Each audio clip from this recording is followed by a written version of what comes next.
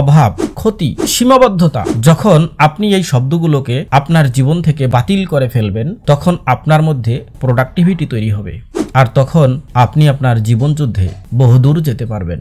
আপনার জীবন থেকে 3টি শব্দ বাদ দিন। আপনার মস্তিষ্ক থেকে 3টি শব্দকে বের করে ফেলুন। আপনার ডিকশনারি থেকে 3টি শব্দকে মুছে ফেলুন। 1 নম্বর, অভাব। আমার কর্মশক্তির অভাব, আমার অর্থের অভাব, আমার ভালো বন্ধুর অভাব, আমার যোগ্যতা সম্পন্ন আত্মীয় স্বজনের অভাব, আমার উপকারী মানুষের অভাব। এই জাতীয় যত কথা আছে যার সাথে অভাব সংশ্লিষ্ট, সেই বাক্যসমূহকে আপনার জীবন থেকে মুছে ফেলুন। 2 নম্বর শব্দ, ক্ষতি। আমি জীবনে নানাভাবে ক্ষতিগ্রস্ত।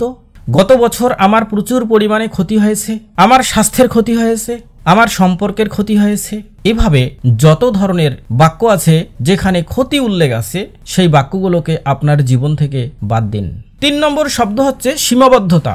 আমি এই পরিমাণের বেশি উপার্জন করতে পারি না, আমি এর বেশি ভাবতে পারি না, এর বেশি চিন্তা করতে পারি না, আমি এরকম কিছু কল্পনাও করতে পারি না, আমি অত দূর যেতে পারি না। যে বাক্যসমূহ দ্বারা সীমাবদ্ধতা বোঝাচ্ছে, সেই বাক্যগুলোকে আপনার জীবন থেকে মাইনাস করে দিন।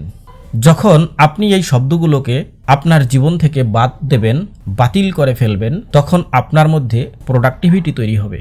তখন আপনি লিমিটলেস চিন্তা করতে পারবেন, আর তখন আপনি আপনার জীবনযুদ্ধে বহুদূর যেতে পারবেন।